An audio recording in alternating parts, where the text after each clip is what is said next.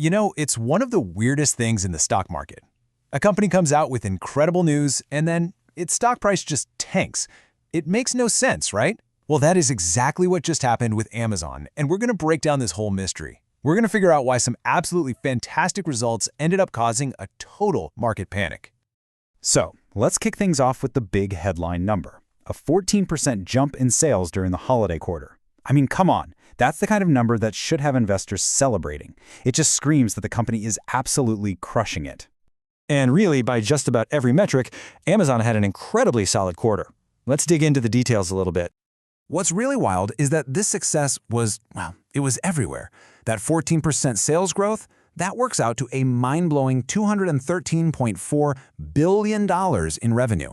And it wasn't just people buying stuff online. Their cloud business, Amazon Web Services, AWS, it grew by 24%. That's its fastest growth in over 3 years, so everything looked perfect. Okay, so with numbers like that, you're probably thinking the market was ecstatic. I mean, it's a slam dunk, a total celebration, right? Nope, not even close.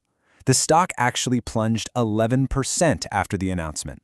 And this is the paradox we're here to figure out. How on earth does a company report amazing growth only to lose a huge chunk of its value in just a few hours? Well, the answer wasn't hiding in the numbers they just reported. It was in what they said they were going to do next. So, what was it that freaked investors out so badly? Okay, before we get to the big reveal, we need to quickly talk about one key idea, capital spending. All this really means is the money a company plows back into itself.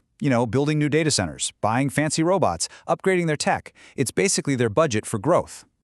And this chart, this right here, shows you the problem perfectly. Last year, Amazon spent $128 billion.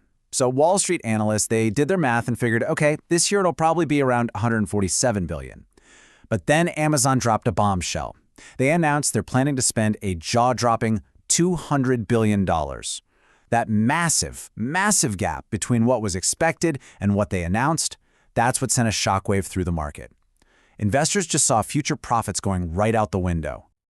But here's the thing. From Amazon's point of view, this isn't about losing profits. It's a huge calculated bet on the future. So, where in the world is all that cash going? This isn't just random spending, it's super focused on what Amazon sees as the next big thing. They're pouring billions into artificial intelligence, building out advanced robotics for warehouses, they're even designing their own computer chips and launching satellites. They're literally building the foundation for the next decade of technology. And you can hear that vision coming straight from the top. The CEO, Andy Jassy, isn't just talking about making things a little better, he's talking about completely reinventing, everything using AI. So for him, this spending isn't a cost. It's what you have to do to lead that change and win big.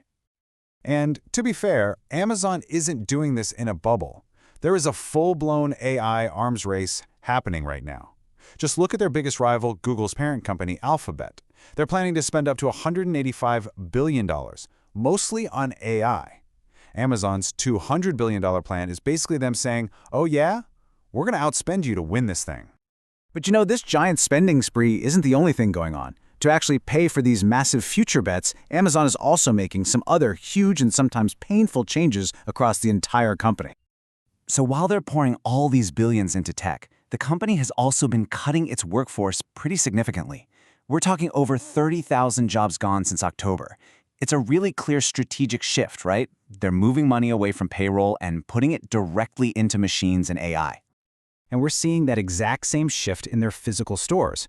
They're closing down most of those futuristic, cashierless Amazon Go and Fresh stores. Instead, they're doubling down on their more traditional and frankly more successful grocery businesses, Whole Foods, and their food delivery services.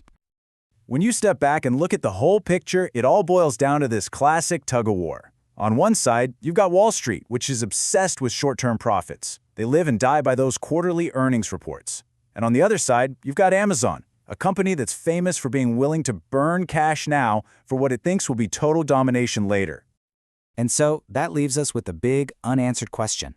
Is this $200 billion bet a brilliant, visionary move that's going to guarantee Amazon's dominance for another generation? Or is it a massive, reckless gamble that's hurting investors right here, right now? I guess only time will tell.